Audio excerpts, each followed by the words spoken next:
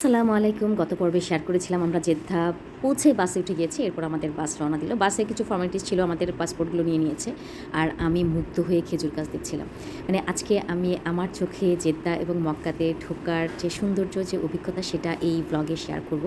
মানে খেজুর গাছগুলো দেখে এত মুগ্ধ হচ্ছি, কারণ আমি এখন মানে খেজুর গাছের দেশে, এটা চিন্তা করতে আমার অনেক ভালো লাগছিল। কিন্তু এর মধ্যে হয়েছে কি, আমার মানে বাংলাদেশে থাকা অবস্থায় আমার এত পরিশ্রম গিয়েছে, আমার মোটামুটি পায়ে ভালো পানি চলে এসছে, পাগুলো টনটন করে ব্যথা করছে, তারপর আমি তাকিয়ে তাকিয়ে সৌন্দর্য দেখছি। এরপর হঠাৎ দেখতে পেলাম রাস্তার মধ্যে শুধু পাহাড় আর পাহাড়। এই যে কাপড়ের কতগুলো ছাউনি দেখছেন, এগুলো একদম কেমন ইলাস্টিক টাইপের কাপড়, এটা নিয়েও আমি বেশ গবেষণা করেছি। এরপর জেদ্দা শহরটা আসলে এয়ারপোর্ট থেকে মক্কা আসার পথে খুব একটা মানে দেখা যায় না, চোখে পড়ে না। এগুলো তো যেহেতু আমার পরিচিত না। আর বাসাগুলো মুগ্ধ হয়ে দেখছি, কেমন যেন বাসা। পাহাড়গুলো পুরো পাথরের পাহাড়, দেখে আমি তো অবাক হয়ে যাচ্ছি। আমার খুব ইচ্ছে করছিল পাথরগুলোকে ছুঁয়ে দেখতে। আর সবচেয়ে অবাক লাগছিল এই পাথর কেটে কেটে এই রাস্তাগুলো করা। কোথাও কোথাও পাহাড় ধসে যাওয়ার ভয়ে স্প্রে করা হয়েছে, সিমেন্টের স্প্রে।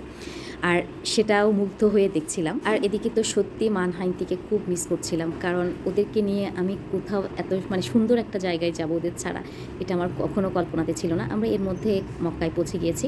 আর এটা দেখে আমি ভেবেছি এটা কবুতর চত্বর। এত কবুতর দেখে আমি মানে এত ভালো লাগছিল, কেউ কোনো ডিস্টার্ব করছে না, কবুতরগুলো সুন্দর বসে আছে, উঠছে। এরপর আমাদের বাস রওনা দিল। আবার দেখি একটু পর গিয়ে কবুতর, আবার একটু পর গিয়ে দেখি কবুতর। মানে কোনটা যে কবুতর, আসলে কবুতর চত্বরে এত গল্প শুনেছি আমার কাছে, তাই কোনটা যে কবুতর চত্বর আমি কিছুই বুঝতে পারছিলাম না।